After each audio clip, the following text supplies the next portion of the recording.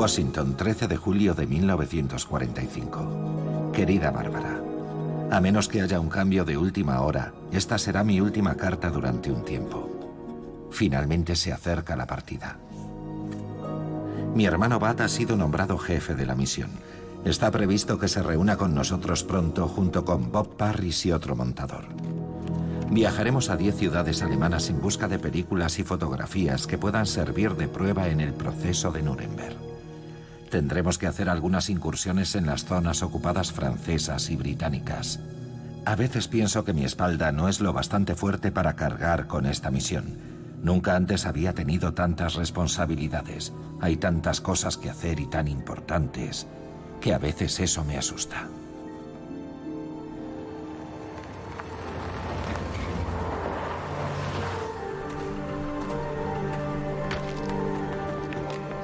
La guerra ha terminado.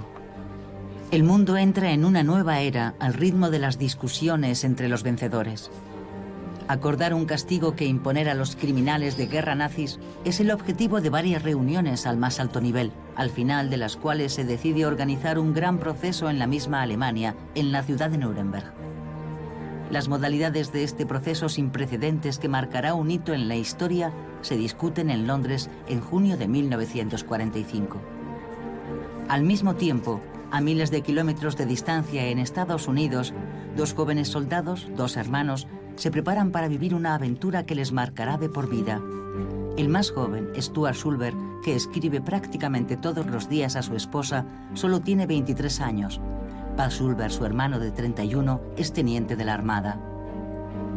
Jóvenes idealistas son la imagen de este nuevo mundo nacido de los escombros de la Segunda Guerra Mundial. Ambos han aceptado una misión especial: encontrar y reunir los archivos de los crímenes nazis. Películas y fotografías que servirán de pruebas contra los 24 altos cargos del régimen que serán juzgados a mediados de septiembre en el proceso de Nuremberg. El gran director de cine John Ford les confía personalmente esta misión. Ford dirigía entonces la Unidad Fotográfica de Campo, una unidad especial de la OSS, el servicio de inteligencia estadounidense responsable de toda la documentación visual de la guerra. La mayor parte de sus hombres son reclutados entre los cineastas y técnicos de Hollywood, donde el apellido Sulber es célebre. El padre de Stuart y de Bud era uno de los directivos de la Paramount. Estamos a principios del verano de 1945. Eso les deja 3 meses. 3 meses para reunir las pruebas visuales del mayor crimen de todos los tiempos y poner así los cimientos de nuestra memoria colectiva de este periodo histórico. Aunque los documentos reunidos por los Sulber y presentados en el proceso de Nuremberg son hoy famosos, apenas queda rastro de su misión. Algunas cartas enviadas por Stuart a su joven esposa, Bárbara, algunas fotos conservadas por su hija, Sandra Sulber, que se ha convertido en la guardiana de esta historia poco conocida. A lo largo de nuestra investigación hemos descubierto estas imágenes, las únicas que han sobrevivido de la misión Sulber. En el centro, Stuart, el menor de los 2 hermanos. Sandra las ve por primera vez. Es un hallazgo extraordinario.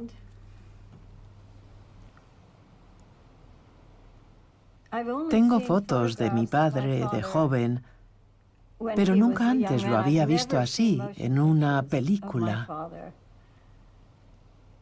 Es realmente formidable. Me conmueve pensar hasta qué punto era joven Stuart. Era el miembro más joven del equipo de filmación de la OSS.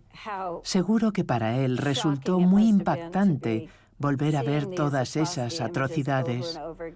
Tuvieron que trabajar con todas esas imágenes y visionarlas centenares de veces. Y me sorprende esa especie de inocencia que debían tener en la época por su convicción de que estaban a punto de hacer algo realmente importante.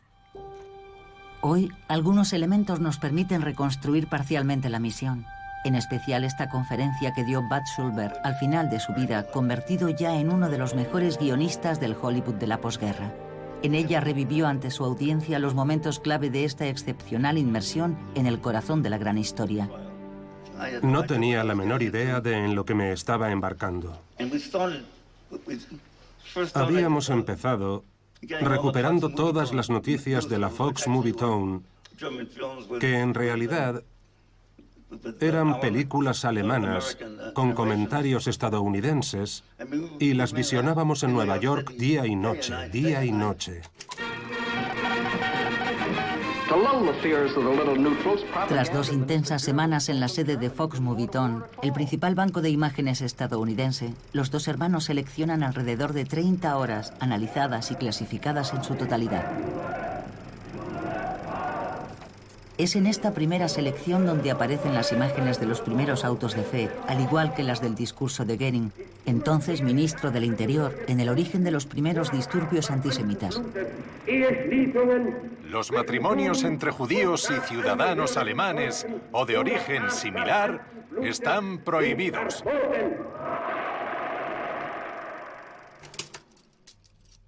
El proceso debía comenzar el 15 de septiembre. Y el general Bill Donovan, que era el jefe de la OSS, me dijo algo que para mí fue como una bomba. Me dijo, de hecho, no podrán utilizar nada de lo que han recuperado en Nueva York. Todas esas películas de la Fox Movietone no podrán ser utilizadas. Ellos han sido muy claros a este respecto. No podíamos utilizar nada que viniera de Estados Unidos. Los abogados de la defensa se opondrían. Alegarían que habíamos manipulado las películas. No teníamos nada. Tuvimos que volver a empezar de cero. Ante la imposibilidad de utilizar las imágenes obtenidas en Estados Unidos, a los 2 hermanos no les queda otra opción que viajar a Alemania para buscar las imágenes originales que sirvieron para montar esos reportajes. El país es un verdadero campo en ruinas. Nuremberg, la ciudad símbolo del nazismo triunfante, es una ciudad fantasma. Pero el Palacio de Justicia, parcialmente dañado, sigue en pie. Los equipos estadounidenses trabajan sobre el terreno para que todo esté preparado a tiempo. El fiscal Robert Jackson toma el mando de las operaciones. Miembro de la Corte Suprema de Estados Unidos, es un hombre visionario que pretende que el juicio sea el acto fundacional de una justicia internacional aún por construir. Por primera vez, un tribunal se pronunciará sobre los delitos cometidos por un Estado soberano. Y por primera vez, un nuevo actor hace su aparición en la sala de un tribunal, una pantalla de cine. Normalmente, en una sala de audiencias anglosajona, los jueces se colocan al fondo de la sala, a la vista de todos, delante del público. Y para instalar la pantalla de cine, la OSS tuvo la idea de desplazar a los jueces para poder instalar la pantalla en el punto focal de la sala, de forma que hubo que mover a los jueces hacia la derecha, el lugar vacío que correspondería al jurado, ya que en el proceso militar internacional en Nuremberg no había jurado.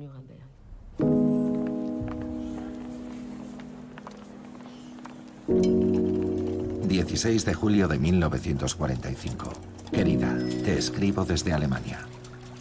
Resulta extraño estar aquí y caminar por estas ciudades nazis en ruinas. Todo está destruido, como si se hubieran desenterrado los cimientos de una ciudad antigua. Los niños corren y juegan en medio de las ruinas y nos piden chocolate. Los soldados alemanes con los que nos cruzamos, con sus petates y uniformes raídos, están exhaustos, sucios. Sentimos que evitan nuestra mirada. La gente aquí nos odia, de eso no hay duda. No va a ser fácil convertirlos a la democracia con buenas palabras. Para ellos, eso solo es propaganda estadounidense.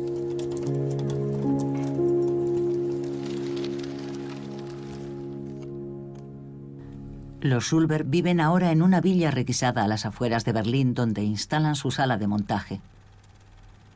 Una de sus primeras misiones tiene como objetivo la película El triunfo de la voluntad, un monumento de la propaganda nazi rodado en Nuremberg durante el Congreso del Partido de 1934. Los servicios de inteligencia ya conocían una copia estadounidense de la película.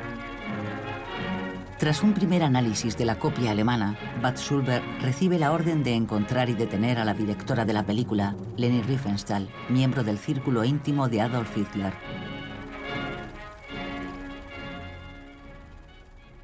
Las imágenes de los mítines del partido nos interesaban Por dos razones. Primero, por lo que se decía en esas reuniones. Y después, por la presencia de ciertas personas, ya que su sola presencia en el acto los acusaba. Algunos nos decían que eran simples funcionarios, que no estaban afiliados al partido nazi, y los veíamos ahí con sus insignias, etc.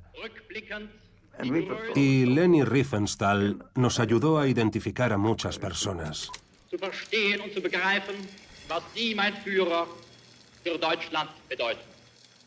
Entre los altos cargos nazis identificados con la ayuda de Leni Riefenstahl destaca Hjalmar Schacht, el exministro de Economía de Hitler.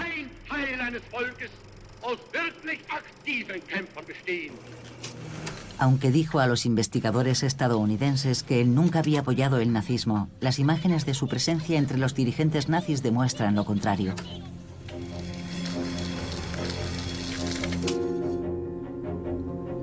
Leni Riefenstahl también identifica a Hans Frank, el exgobernador nazi de Polonia, partidario del exterminio de todos los judíos del territorio, que pocas semanas después se sentará también en el banquillo de los acusados de Nuremberg.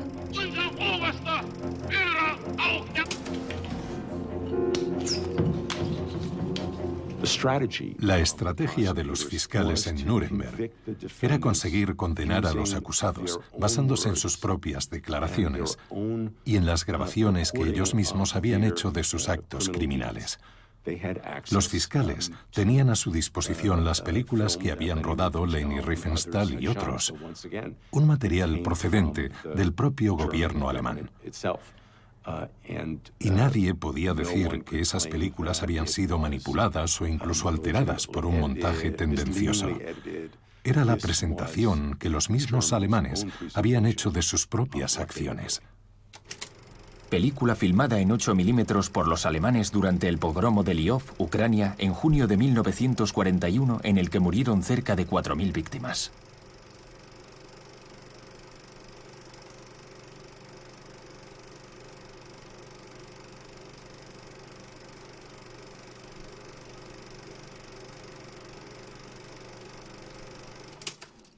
Los testimonios escritos no eran en absoluto suficientes para describir lo que sucedió. En una situación criminal corriente, vas por la calle, alguien te apunta con un arma en el pecho y te pide dinero. Todos podemos imaginarnos eso, pero nadie podía imaginarse realmente lo que había pasado durante el reinado del terror nazi, y en mi opinión, solo las imágenes son capaces de aproximarse a eso. Entre los kilómetros de horrores encontrados y visionados por el equipo de Schulberg están estas imágenes, rodadas por los propios alemanes en el gueto de Varsovia en 1942. No fue hasta la década de 1990 cuando nuevas investigaciones permitieron confirmar que se trataba de una película de propaganda nazi destinada a ilustrar la así denominada inferioridad de los judíos. En 1945, cuando los Schulberg descubrieron estas imágenes, su impacto fue terrible porque las víctimas eran muy reales.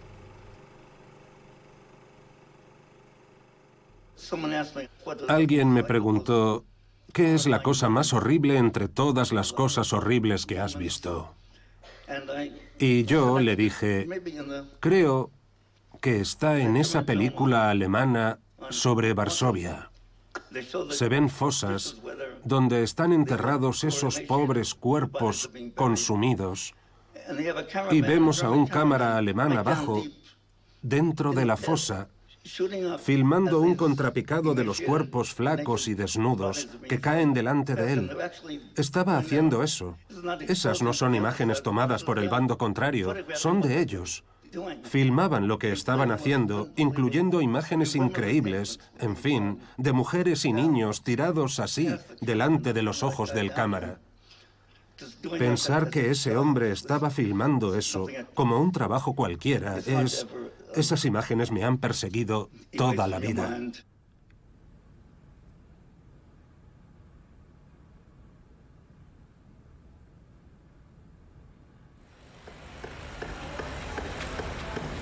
En el Palacio de Justicia de Nuremberg se aceleran los preparativos. La fecha de inicio del proceso, prevista para mediados de septiembre de 1945, se aproxima. Para reforzar sus acusaciones, el equipo del abogado Jackson presiona al equipo de Schulberg. Estábamos muy preocupados por el retraso. Teníamos muy poco tiempo.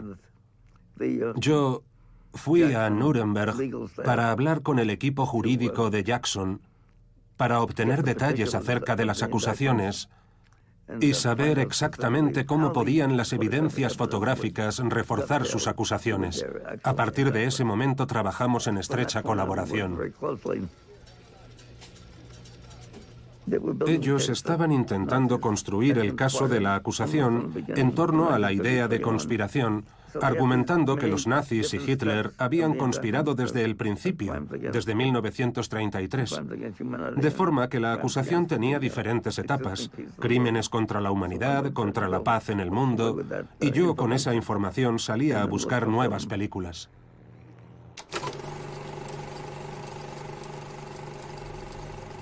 En el cortometraje rodado entonces sobre la misión Schulberg aparece esta secuencia que reconstruye el trabajo de la búsqueda de imágenes de los crímenes nazis. El montaje es algo burdo y las situaciones apenas parecen creíbles. Sin embargo, esta escena sucedió en realidad. Se encontraron algunas películas en estas circunstancias abandonadas durante la debacle del ejército alemán.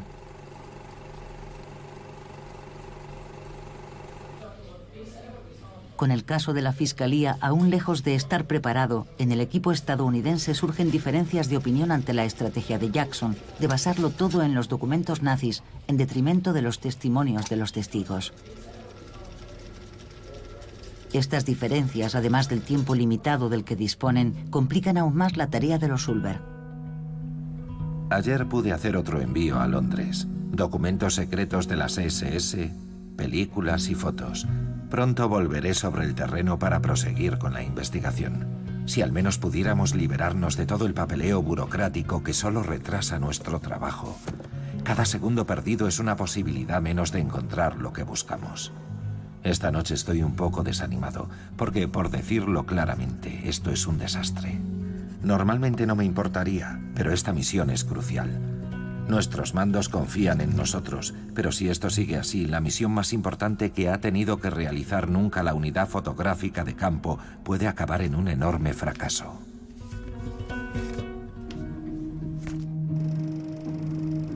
Aunque los Schulberg tienen serias dudas acerca del éxito de su misión, una imagen decisiva les da nuevas esperanzas.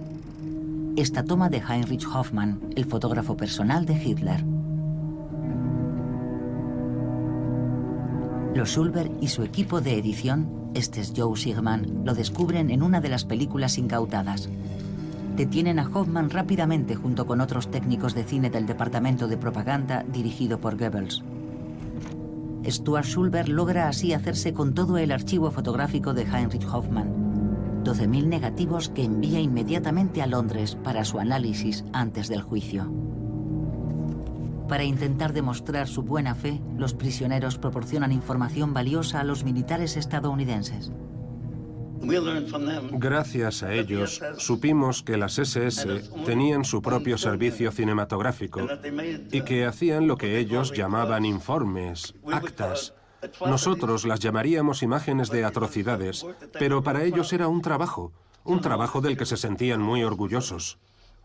Matar a todos esos judíos, hacer todo eso, era, desde su punto de vista, purificar a Alemania y, en última instancia, a toda Europa.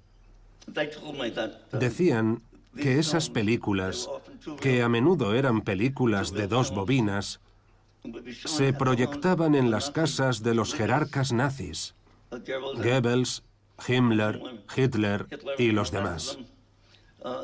Y que las llamaban los postres porque las proyectaban como una especie de diversión después de la cena.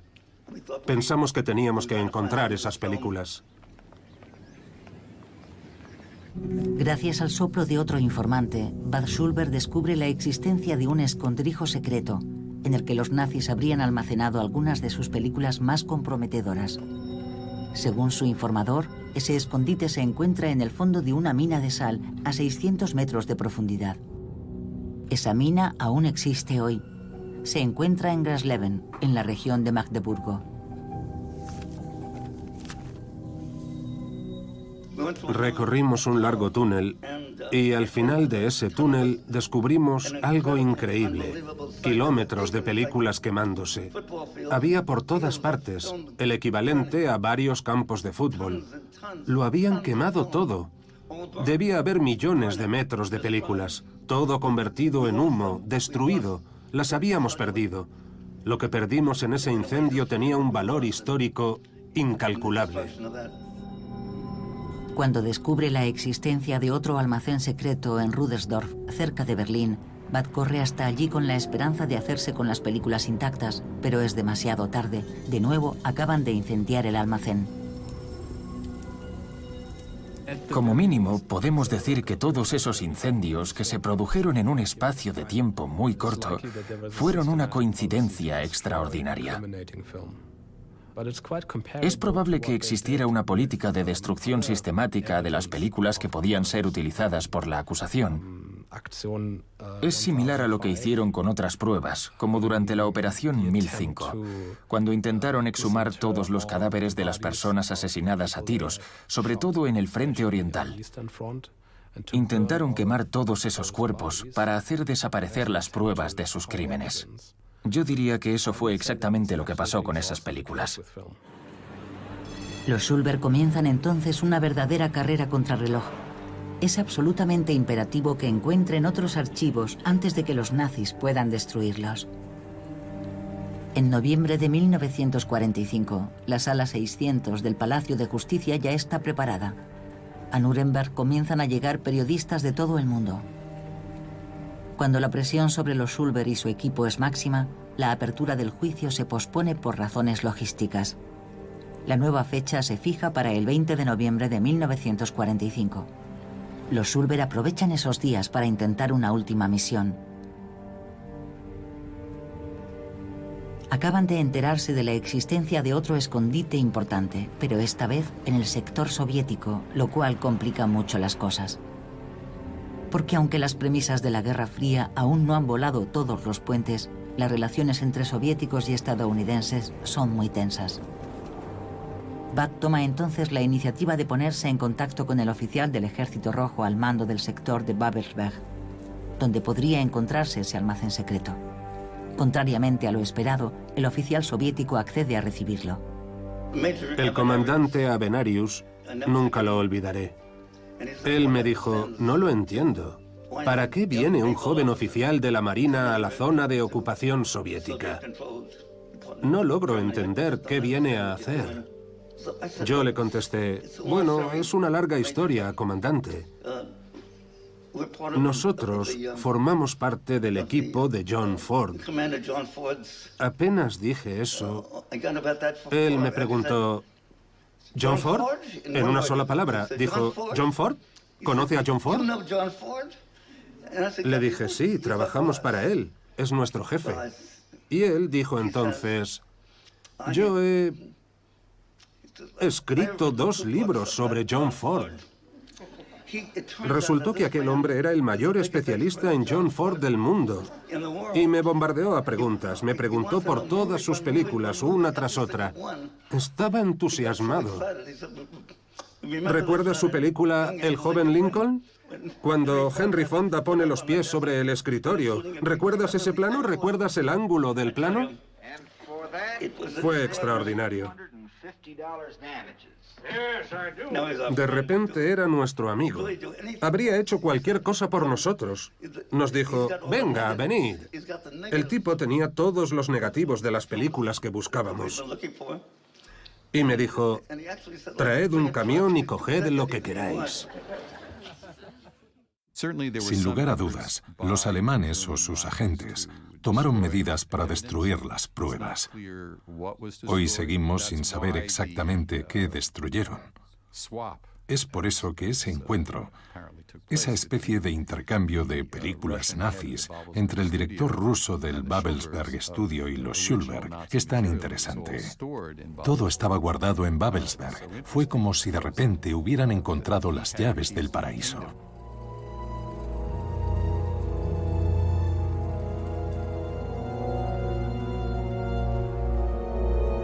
En esta lista enviada por Bad Schulberg a sus superiores hay una serie de documentos que su nuevo amigo, el comandante Avenarius, había aceptado entregarle. Entre ellos, un discurso abrumador del ideólogo del régimen, Alfred Rosenberg, que será decisivo para su condena por el Tribunal de Nuremberg.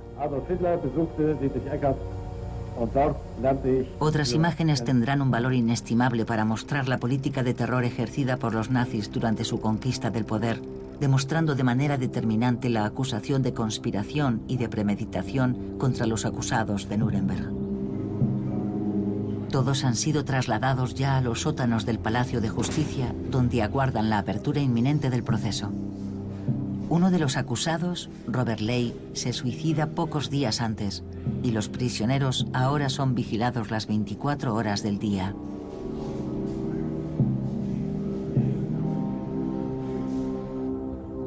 Ayer vivimos otro gran momento. Rudolf Hess, uno de los acusados, fue conducido hasta nuestra sala de proyección para que visionara imágenes suyas y de otros altos cargos del régimen nazi, vociferando y gritando su propaganda. Hess finge tener amnesia, con la esperanza de poder escapar así de la justicia. Nos acompañaba el equipo de psiquiatras que lo había estado observando desde que llegó aquí. Todos esperaban acorralarlo buscando una señal, algo que les permitiese demostrar que estaba fingiendo. Pues bien, si estaba fingiendo fue un fracaso total. Hess lo hizo extraordinariamente bien, logrando que su amnesia resultara completamente creíble.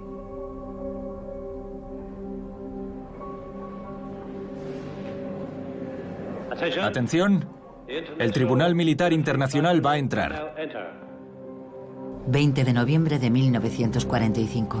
Es una fecha histórica, la del comienzo del proceso de Nuremberg.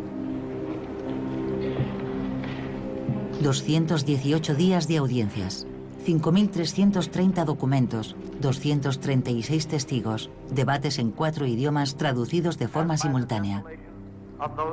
Sentados en el banquillo de los acusados, 21 altos cargos nazis de los 24 procesados. Faltan 3. Uno se ha suicidado, otro se encuentra huido y un tercero ha sido eximido por razones médicas. El fiscal Jackson ya sabe que puede contar con las películas preparadas por los Schulberg para convencer al tribunal. Se han preparado varios montajes con las imágenes recuperadas por los dos hermanos, pero también con las filmadas durante la liberación de los campos por cámaras estadounidenses, británicos y soviéticos. Las películas se proyectarán durante las audiencias para demostrar las diferentes acusaciones.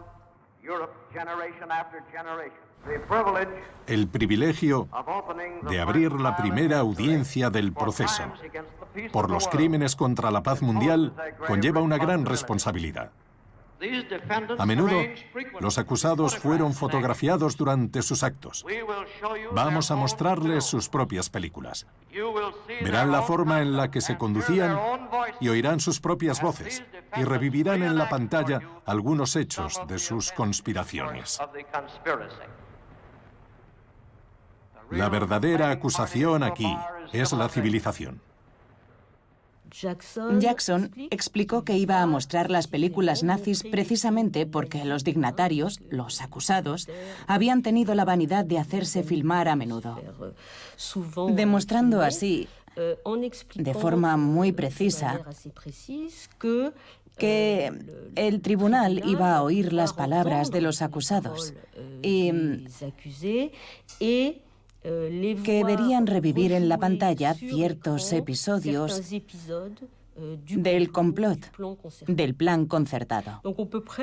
Así que se puede decir que el fiscal Jackson se imaginaba un poco las películas como una especie de reconstrucción judicial por pantalla interpuesta. El fiscal Jackson insiste en que el juicio debe filmarse. Tiene en mente una gran película universal que, reconstruyendo las principales etapas de un juicio que él quiere que sea ejemplar, actúe sobre las futuras generaciones como un verdadero antídoto contra el fascismo y la injusticia. Jackson obviamente se dirige a Bud Schulberg para que sea el realizador, pero Bud, impaciente por volver a sus proyectos personales de escritura, tiene la intención de volver a Nueva York. Será su hermano menor, Stuart, quien se volcará entonces en esa tarea: dirigir la primera gran película sobre el proceso, una película que será la matriz de todas las que la sucedan en la historia. La tarea no va a resultar sencilla. Las cámaras y las grabadoras de sonido de la época son aparatos voluminosos y ruidosos, y varios jueces consideran que su presencia podría comprometer la serenidad de los debates. En consecuencia, los equipos deberán permanecer la mayor parte del tiempo aislados detrás de paredes acristaladas en lugares especialmente acondicionados para ellos. Básicamente eran 3. La caja de cristal, que se encontraba a la izquierda de los jueces y que permitía registrar el sonido de manera sincrónica con la imagen.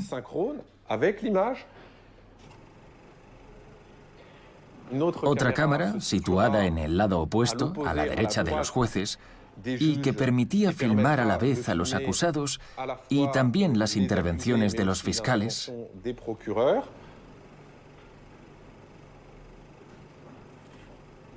Y por último, había una tercera cámara en la sala de los radiooperadores que permitía grabar imagen y sonido. Und zwar in Funktion. Diese Bekundungen sind falsch. 400 periodistas llegados de todo el mundo están presentes en la sala, pero ante el tono tedioso de ciertos debates, ralentizados por las traducciones simultáneas, poco a poco la prensa parece empezar a perder el interés. El fiscal Jackson decide entonces adelantar unos días la fecha prevista inicialmente para proyectar la primera película sobre las atrocidades nazis. Stuart Schulberg hace las últimas pruebas de iluminación. Para Jackson es crucial poder filmar la reacción de los acusados ante las imágenes de sus crímenes.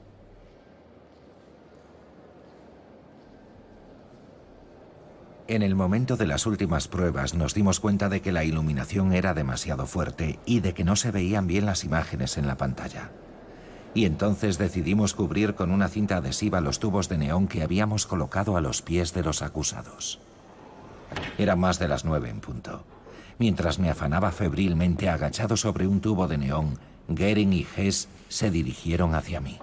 Yo estaba en mitad de su camino hasta el banquillo de los acusados.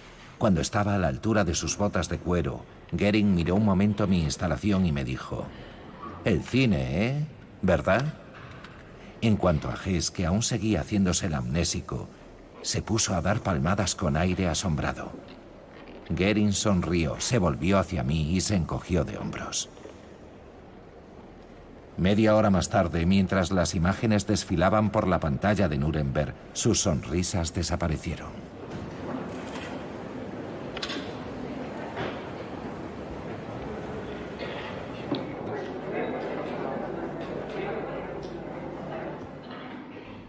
Si el tribunal está de acuerdo, procederemos a proyectar la película. La primera película preparada por el equipo de Schulberg se proyecta el 29 de noviembre de 1945. Es un montaje de 1 hora realizado con las imágenes filmadas por los aliados durante la liberación de los campos de concentración. Los campos de concentración nazis. Estas son las ubicaciones de los campos de detención y concentración más grandes en Alemania y en la Europa ocupada por los nazis. Este reportaje, que muestra un grupo representativo de esos campos, muestra las condiciones generales que allí reinaban.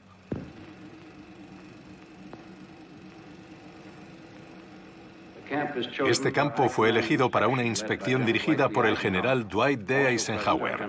También estaban presentes los generales Omar Bradley y George S. Patton. La 4ª División Blindada del Tercer Ejército del general liberó este campo a principios de abril. Encontraron cuerpos amontonados y cubiertos de cal. El olor era asfixiante. Enseguida constataron el horror de los crematorios en medio de una maraña de vías de tren. Sobre esa parrilla aún estaban los restos calcinados de los prisioneros. Yo tenía 21 o 22 años. Obviamente fue bastante impresionante. Las imágenes del horror. Eso fue al principio del juicio. Aquello provocó una conmoción considerable incluso entre los acusados, que ya no podían decir que eso nunca había pasado. Las imágenes de los cadáveres arrastrados por excavadoras, etc., eran abominables. Provocó una gran conmoción Causaron un auténtico shock. Incluso entre los acusados, que decían, no lo sabíamos. Tuvieron que enfrentarse a aquel horror. Fue un buen movimiento por parte de Jackson mostrar aquellas imágenes horribles al inicio del juicio.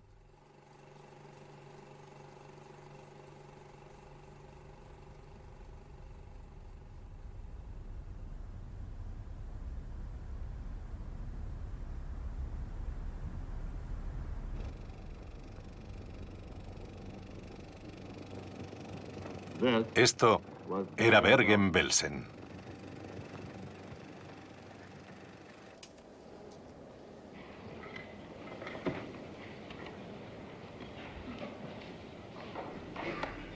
Cuando las luces se encendieron, como toda la sala, yo miré a los 21 acusados. Keitel se secaba las lágrimas. Ribbentrop, el elegante diplomático que tenía respuestas para todo, se miraba los pies y asentía lentamente con la cabeza. Reder y Donitz, los dos oficiales superiores, miraban inexpresivos al vacío. Rosenberg apoyaba la cabeza sobre la mesa delante de él. E incluso Goering, que hasta entonces había estado riéndose y lanzando guiños y sonrisas a sus colegas, parecía aturdido por fin, con la mandíbula caída. Pero la reacción más sorprendente fue la de Hans Frank, procesado por el asesinato de 5 millones de polacos. Mientras todos los acusados regresaban uno a uno a sus celdas, él permaneció inmóvil, sentado, hasta que un guardia vino para literalmente llevárselo a su celda.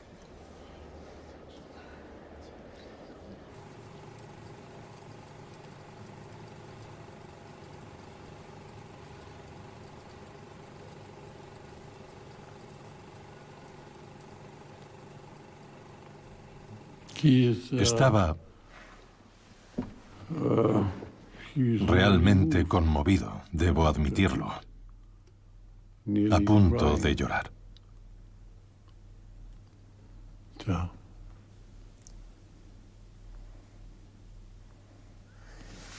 Debería haberse mantenido en ese estado y recordar y admitir lo que había hecho.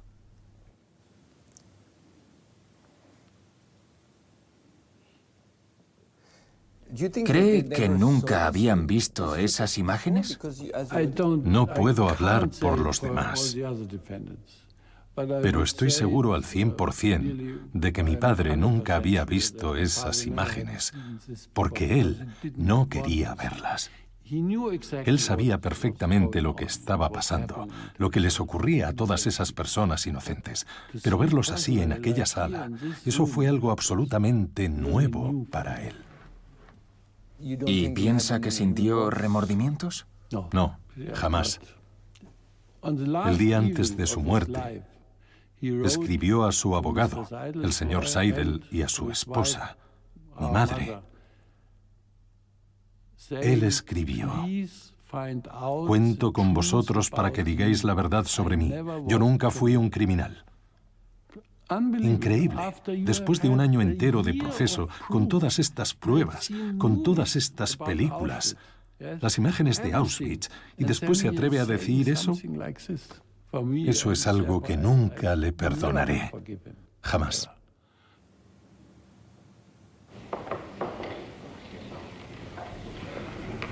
El día después de la proyección se produce un primer giro inesperado. Rudolf Hess, que hasta entonces se había refugiado en su personaje amnésico, de repente pide autorización para leer una declaración.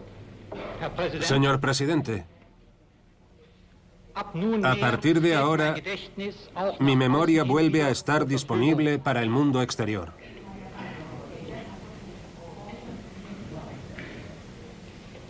Fingí amnesia por razones estratégicas. Quiero señalar que soy responsable de todo lo que hice y firmé solo o con otros.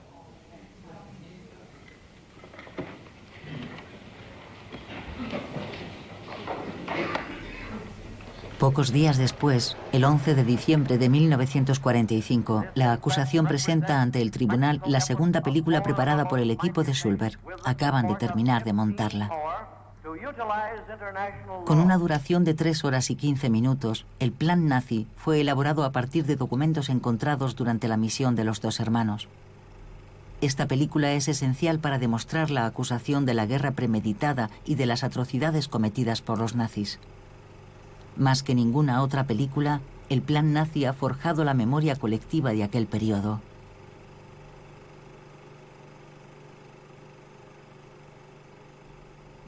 Los hermanos Schulberg desempeñaron un papel primordial en nuestra memoria histórica. Incluso hoy, la mayoría de los documentales realizados sobre lo que llamamos el Tercer Reich utilizan imágenes recopiladas y seleccionadas para esta película. Todo el mundo recurre a esta misma fuente de imágenes. Por lo tanto, el trabajo que ellos hicieron en aquella época tuvo implicaciones muy importantes a largo plazo. Siguiendo la cronología cuidadosamente reconstruida por el plan nazi, los debates prosiguen. Son semanas, meses de interrogatorios y contrainterrogatorios. Los estadounidenses quieren mostrarle al mundo que a pesar de la enormidad del crimen, la justicia debe ser imparcial. Ese es el objetivo principal de la película sobre el proceso, confiado al menor de los hermanos Schulberg. Pero para cumplir esta nueva misión tiene que enfrentarse a infinidad de obstáculos. Los jueces tomaron la decisión de permitir que se filmara el juicio, pero solo durante 35 horas. Y eso para un proceso que duró casi un año. De hecho, disponemos de unas 38 o 39 horas, porque algunas fases del juicio fueron filmadas por varias cámaras desde posiciones distintas. Y fue con ese material con el que Stuart Schulberg tuvo que arreglárselas para hacer su película. Las cámaras que estaban en la sala eran cámaras del Ejército de Estados Unidos. Estaba previsto usar a los cámaras de la OSS, pero esta había sido desmantelada, de forma que todos los cámaras destinados allí pertenecían al Cuerpo de Señales, una unidad especializada en telecomunicaciones. Pero no hablaban ni una palabra de alemán. Y eso era un problema añadido. No entendían lo que estaba pasando, así que a veces filmaban y a veces no. A veces captaban algo importante y otras apagaban la cámara demasiado pronto.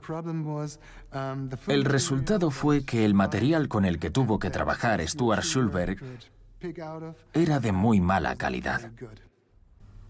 Pero Stuart Schulberg encuentra la solución. Todos los debates se grababan en discos de cera y con la ayuda de sus dos editores, Robert Parrish y Joe Sigman, Stuart emprende un trabajo colosal.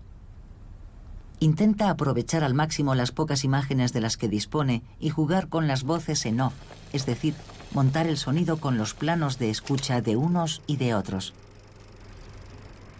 De nuevo quiero insistir en que yo no sabía nada de las operaciones militares. Y si sabía algo era insignificante. Pero mientras Stuart Schulberg batalla en la sala de montaje, los soviéticos, que también pretenden que el juicio forme parte de su relato nacional, dirigen su propio proyecto confiado al cámara y director Roman Karmen. La sala de justicia de Nuremberg se convierte en el lugar donde los dos aliados se posicionan frente a la historia, cada cual intentando presentarse como el gran vencedor del nazismo. En su combate por la primacía en la narración histórica, las imágenes van a jugar un papel primordial. Los soviéticos consiguen autorización para un día especial de rodaje fuera del juicio, en el que filman a los acusados instalándose en sus sitios como si fuera un día corriente de juicio. El director soviético Roman Karmen tiene un lugar privilegiado, lo que le permite asegurarse una serie de primeros planos que los estadounidenses nunca han podido filmar. Esos primeros planos, rodados por Roman Karmen, son de una eficacia dramática extraordinaria. Incluso hoy nos permiten percibir toda la intensidad de lo que está sucediendo en la sala. Como el 1 de octubre de 1946, el día del veredicto, leído por el presidente del tribunal, el juez Lawrence.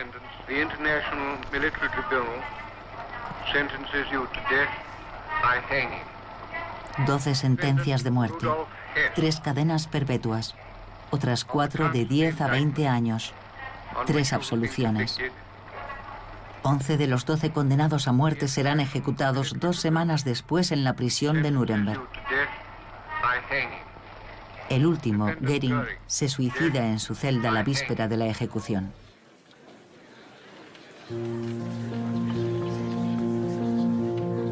Stuart Schulberg tardó casi 1 año y medio en rodar su película dedicada al proceso. Las diferencias entre las autoridades estadounidenses sobre los objetivos de la película retrasaron considerablemente su trabajo. Tiene que escribir hasta 11 versiones sucesivas del guión antes de poder comenzar el montaje de la película. Pasan varios meses desde el final del juicio. Cuando se encuentra en pleno proceso de montaje de su película, el joven director logra hacerse con un documento filmado excepcional. Se lo hace llegar un vecino de Berlín que acaba de comprar la casa de un exalto jerarca nazi, Arthur Neve.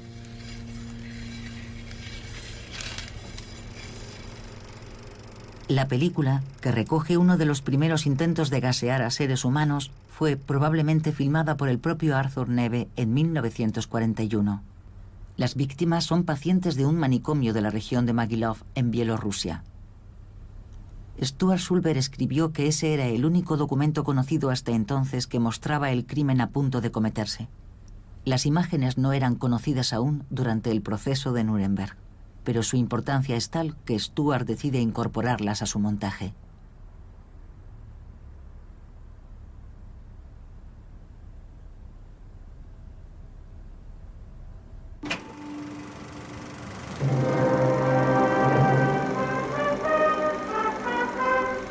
Principios de 1947. Mientras Stuart Schulberg aún está lejos de haber terminado su película, El juicio de los pueblos, dirigida por Roman Karmen, ya está lista.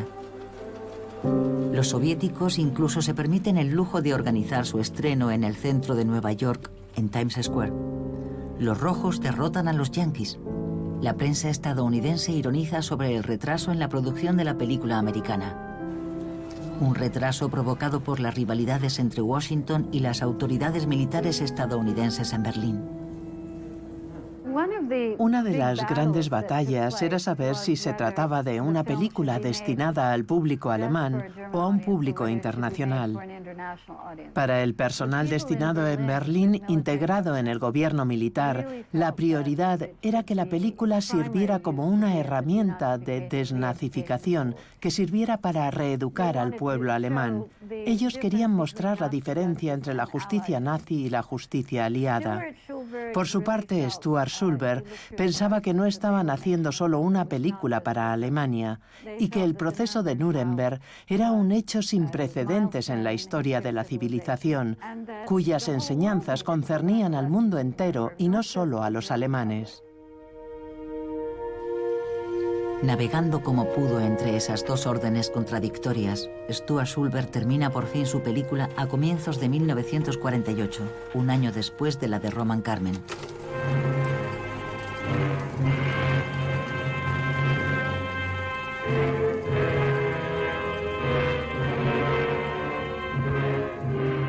Lord Jeffrey Lawrence por el Reino Unido. El señor Francis Biddle por Estados Unidos. El señor Henri de Vabre por Francia. Y el general Iona Nikitchenko por la Unión Soviética. Con una duración de 80 minutos, la película de Stuart Schulberg filmada en un momento en el que soviéticos, estadounidenses, franceses y británicos aún estaban unidos contra el nazismo, recorre todas las etapas del proceso de Nuremberg. Titulada Nuremberg, una lección para el mundo de hoy, es una película fuerte, necesaria, que plasma la historia de los grandes momentos del proceso y muestra todos los archivos filmados que Stuart y Bud Schulberg han recopilado para el fiscal Jackson. La película también incluye la mayoría de las secuencias filmadas por los cámaras estadounidenses, británicos y soviéticos durante la liberación de los campos. Pero el mundo no verá esta película, al menos no durante muchos años. El 28 de junio de 1948, las fuerzas soviéticas rodean brutalmente Berlín, imponiendo un bloqueo a la capital alemana que solo puede ser abastecida gracias al puente aéreo puesto en marcha por las fuerzas occidentales. El mundo se precipita hacia la Guerra Fría. Es la Guerra Fría, lo que explica el escaso entusiasmo de los aliados por continuar persiguiendo a los criminales de guerra nazis, sobre todo a partir de 1950. La misma Guerra Fría que entonces convirtió a Alemania, al menos a la Alemania occidental de la época, en nuestra aliada, y a la Unión Soviética en nuestra nueva enemiga. Esa no era la historia que contaba la película en absoluto. Hasta cierto punto, la película contradecía esa visión de las cosas, el relato oficial. Ahí desperdiciamos una ocasión extraordinaria para recordarle al pueblo estadounidense por qué habíamos combatido en la guerra. Sin embargo, en noviembre de 1948, la película de Stuart Schulberg se estrenó en Alemania, no en Berlín, que ya estaba rodeada por los soviéticos, sino en Stuttgart. Ante el éxito de las primeras proyecciones, se organiza su estreno en Estados Unidos en las siguientes semanas. Pero en Washington el clima ha cambiado. El Congreso acaba de aprobar el lanzamiento de un gigantesco plan para la reconstrucción de Europa. Han pasado 2 años desde que terminó el proceso de Nuremberg. La puesta en marcha del Plan Marshall es la prioridad principal para el gobierno de Estados Unidos. En el marco del Plan Marshall se habían invertido millones y millones de dólares, no solo en Alemania, sino en toda Europa. Pero en Alemania también, para ayudar al país a recuperarse, a reconstruir su economía. Y esa idea entraba en contradicción con la idea de castigar a un país responsable de tantos crímenes de guerra. Esas imágenes de excavadoras tirando los cadáveres a las fosas, esas imágenes hacían difícil la idea misma de ayudar a Alemania.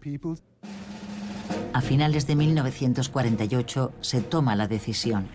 Se cancela el estreno de la película indefinidamente. Las ambiciones humanistas del fiscal Jackson, de Stuart Schulberg y de todo su equipo, que había puesto tantas esperanzas y energías en la película, quedan reducidas a la nada por la nueva situación política en Washington. Pero puede que los imperativos del Plan Marshall y la reconstrucción de Europa no sean los únicos responsables. No es casualidad que la película no se estrenara en las pantallas estadounidenses. Fue una decisión del gobierno, una decisión que tomó el entonces secretario de Defensa, Kenneth Royal. Había un buen número de altos cargos estadounidenses a los que no les gustaba la idea de que la justicia persiguiera a altos mandos alemanes. Esos oficiales consideraban que no habían hecho otra cosa que ejecutar las órdenes de Adolf Hitler y que no eran responsables de los crímenes nazis. De forma que existía una especie de solidaridad entre algunos oficiales alemanes y estadounidenses. Durante mi juventud no sabía nada acerca de la película de mi padre sobre Nuremberg. Mi madre murió en 2002. Cuando recogíamos su apartamento nos encontramos con todas estas cajas, todas estas latas llenas de archivos sobre Nuremberg, de las que ignorábamos por completo su existencia. También había una lata de película de 16 milímetros que llevaba allí en lo alto del estante años y años. La gente dejaba sus copas de vino encima. Nunca nos dimos cuenta de que lo que estaba allí era la película. Y de repente, cuando encontramos todos estos documentos, todo se volvió como presente y nos empezamos a preguntar, ¿qué fue lo que pasó? Yo he intentado darle sentido a todos estos archivos. Están ahí, por todas partes, y trabajo sin descanso para intentar comprender la totalidad de esta historia.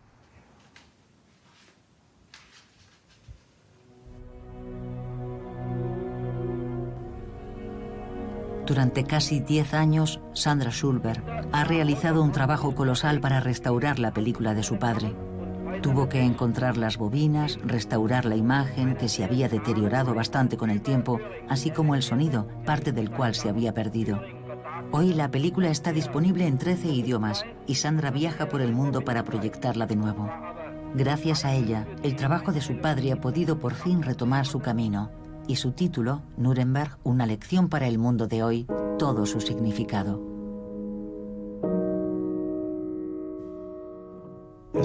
Viendo otra vez Nuremberg, una lección para el mundo de hoy, me impresionó el lado increíblemente visionario del fiscal Jackson. Trágicamente visionario, de hecho. Esto fue lo que dijo.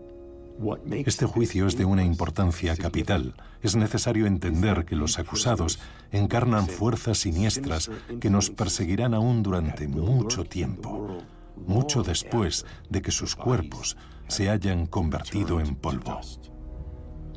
Ellos simbolizan las fuerzas del odio racial, el terrorismo, la violencia, la arrogancia y la crueldad del poder. Son los símbolos vivientes de la manipulación, del nacionalismo y del espíritu guerrero más feroz. Estos son exactamente los problemas a los que el mundo se enfrenta hoy. El mundo no ha cambiado tanto como esperaban los grandes visionarios que inspiraron el proceso de Nuremberg. Y esa fue la razón por la que hicieron esta película. Querían asegurarse de que el mundo no olvidara y que aprendiera la lección. Lamentablemente, aún nos queda mucho trabajo por hacer.